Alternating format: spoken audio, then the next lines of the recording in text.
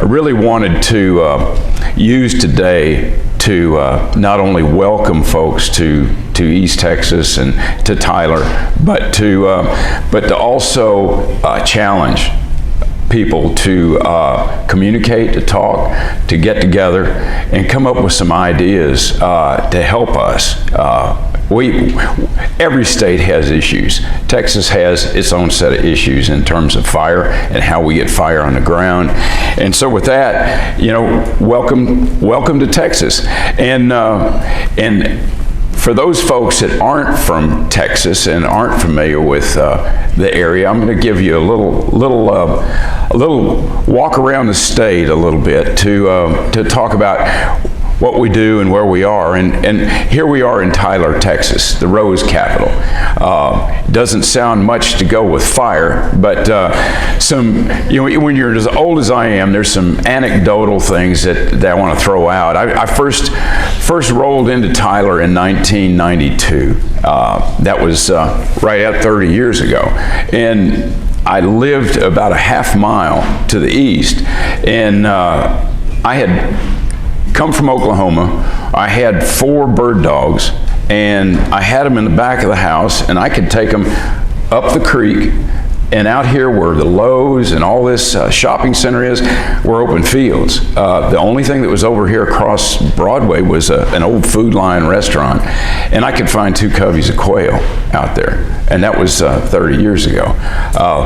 You fast forward, and neighbors started complaining about the dogs barking. I couldn't find any quail. The dogs were looking at me like I had put them in penitentiary, and so all things changed, and it's interesting to note in the Christmas bird count now for Smith County, for Tyler, Texas, that you have to have a photographic record of a Bob White observation, because it's been almost 2 decades since they've picked up Bob White quail on the Christmas bird count here.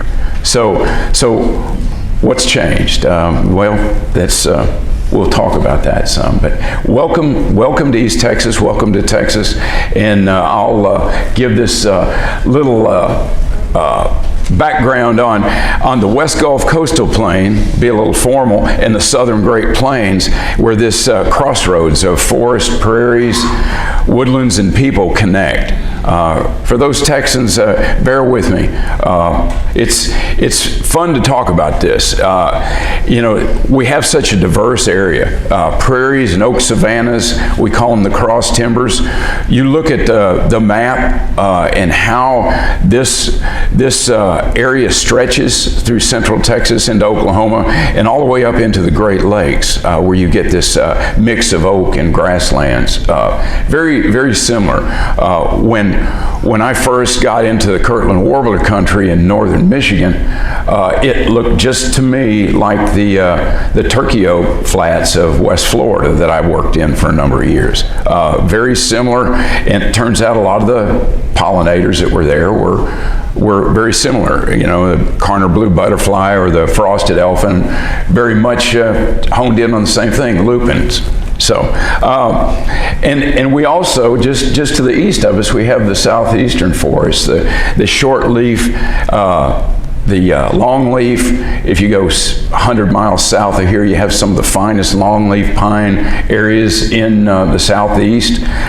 We have this shortleaf pine extending up into the Missouri Ozarks from here, and it gives you a really good sense of the mix when you look at the prairie and cross timbers, that oak woodlands connected with the evergreen forests, the pines, all landscapes that were adapted to fire. And for those non-Texans, I've got this set up as a little effort in Texas terminology. We call the southeastern evergreen forest the piney woods. So you'll hear that a lot, those folks not from Texas. We call this the piney woods. That's just the part of Texas we're in, and that's what we call it. The oak woodlands we call the cross timbers. Cross timbers you can find from just east of Wichita Falls down to Abilene and east, and in different scattered areas. It's open, it should be open woodland, and it should be burned regularly if we want those adapted species to persist. And in the prairie, blackland prairie, and I think the statistic is something like there's only 1 or 2% of that blackland prairie left in Texas in its original state. And for those that haven't been there, Clymer Meadow, TNC's preserve in near Celeste, Texas, is a great example of that. So here we are, the multicolors of the landscape that I described, from this blackland prairies to the piney woods, the post oak savanna, where you get a little bit more moisture, a little bit longer growing seasons. So those 25-foot post oaks get up to reasonable size, and could be even commercially viable. But again, you get all the way to the south in that Gulf Coast prairie, and again it picks up on the prairie species and that mix as we get down to that southern end. And the people, fire in a crowded world. I wanted to use this graphic to explain a little bit about something that caught my attention last year, and this is courtesy of the Texas Agricultural Land Trust, Texas A&M's Natural Resources Institute. The Ag Land Trust presented this slide, and if you look at the blue, the 6 or 7 counties, the Dallas-Fort Worth area, statistical area, there are more people in that little blue blob than there are in total of those states in red. And I think that puts in perspective the difficulty of managing fire on this landscape when you have that many people that are looking for green space and moving out of the city to put in their ranchettes. That is a challenge for this landscape in Texas. That is where we are trying to find that middle ground, and that's where we want your support to try and talk through some of these issues today. But 37 states in red have fewer people than there are in those 6 or 7 counties. That's an eye-opener. It was for me. Having grown up in this part of the world, it just, where do you go to find peace and quiet? But let's get back to the piney woods. That's where, in my position now with the Lower Mississippi Valley Joint Venture, the piney woods, the open pine concept, regularly burned, that provides habitat for the species that we are most concerned about. Many of you have heard about red-cockaded woodpecker. This particular part of Texas, if you get southeast of here, not very far, the Fairchild has some RCWs, we call it, and then you get on the national forest in Texas. It's one of those species that really does require fire. People say they just need pine trees. No, they need pine trees that are open and are regularly burned, because that's where they get their food. They don't get it out of the sap. They get it out of the critters that hitch up the tree, and that's how they feed. They don't feed on pine straw. They don't feed on duff. They have to feed on insects that come from the herbaceous floor. So these are really unique birds, and I'm glad we still have them here in Texas. We also have Louisiana pine snakes, or we used to in Texas. Now, or at least over the last 20 years, we've not been able to identify a Louisiana pine snake in Texas. However, their records show that they occurred all the way up into Wood County and north of here, all the way through this piney woods region. And they were quite common. They feed on pocket gophers that feed on herbaceous roots, and that is manifested by regular fire return intervals and open pine. And then quail, again, talking about bobwhite quail. In the 30s, the literature talks about East Texas being the quail capital of the world. There were more quail and more quail hunting efforts in East Texas than there was anywhere else. And everybody hears about South Texas quail hunting. Apparently it was better here back in the day. And that's just the way it is. And one of the things that I think is really iconic about the piney woods and the red cockaded woodpecker is that the Alabama cachata it's no small coincidence that they use the woodpecker as their tribal symbol. You'll hear more from Jesse Bullock later this week when we talk about the longleaf pine and the tribal connection. So let's go a little bit farther west to the cross timbers and the prairies. We've got one of my favorites, the black-capped vireo, that's very much dependent on aggressive fire in oak woodlands for its nesting habitat. Joe Grabowski, a friend of mine, said just visualize doorknob height. Their nests are not high up. They're down in that low brush that's generated by regular fire. If the trees get too high, they lose the habitat that they nest in. So regular fire in those oak brushlands are really important. And then prairie chicken.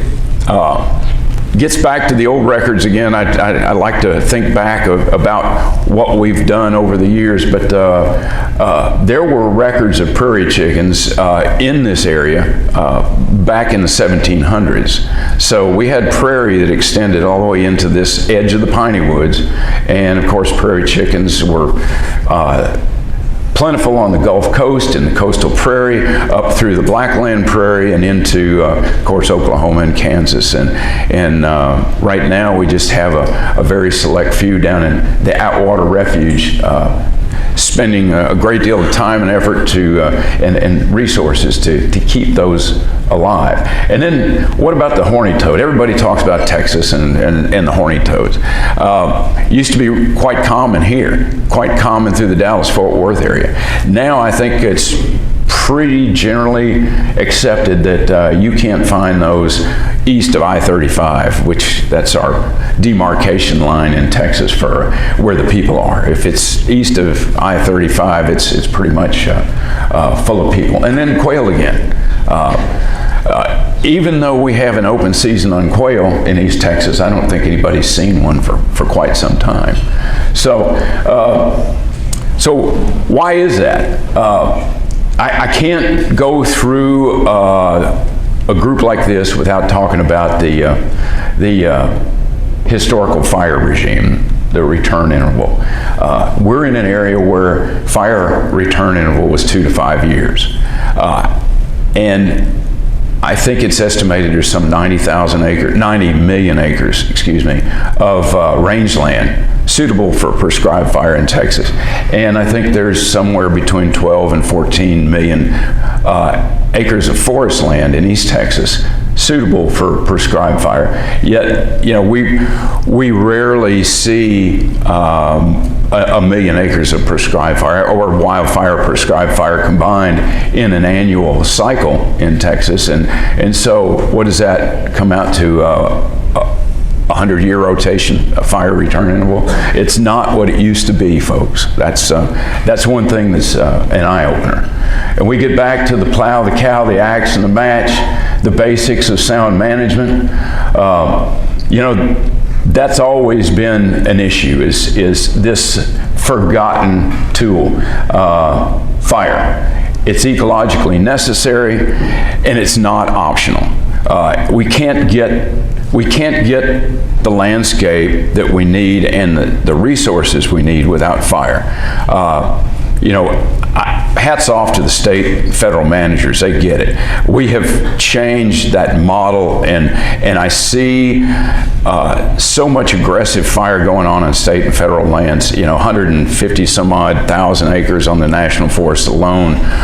They're working on that 2 to 5 year rotation return interval. Same thing on state land, state forests, and wildlife management areas.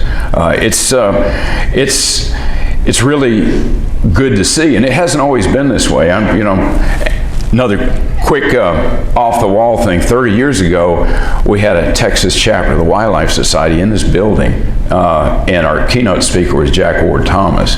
And some of the Forest Service people, including the forest supervisor, met with him for an hour right across the hall. And fire was a key part of that discussion. And at that time, we were undergoing a forest plan revision, and our forest plan revision quadrupled the acres of fire that had traditionally been applied in Texas, where we had been burning 20 or 30,000 acres. We wanted to get up to 150,000. Well, that's happened, and we're seeing the results of that. It's been positive. So again, getting a little off track, there is a great need, because Texas is a private land state. 95% of our land is privately owned, that we have to get that fire applied on those private lands. Across the United States, the statistic I saw, 84% of prescribed fire occurs on private lands in the U.S. Well, that's not happening in Texas, folks. It's not happening on 84% of our public land, our private lands. We need greater support for that effort here. So why we care, again, why we wanted to really generate the interest to have this conference here in Texas, is because our land, our flora and fauna, our people would really benefit to have a better use, better application of fire across our landscape. The sessions here are to generate discussion, and I challenge each and every one of you to talk about conservation, talk about action, talk about science, and whether it's the fire and flora and fauna sessions, whether it's that aggressive management discussion later today, disturbance, social constraints, we need interaction, we need thoughts, we need good ideas to make this a successful conference. We need your help. This is a challenge to each and every one of you. Discuss the matters of common concern that offer these viewpoints. Be aggressive in your comments and questions. Bring up new ideas, spur debate, and most of all, come visit. The Tyler Chamber of Commerce welcomes you to Tyler, and so do I. So with that, I'll turn it over to the next speaker, and thanks everybody for coming. We really appreciate the effort to get here.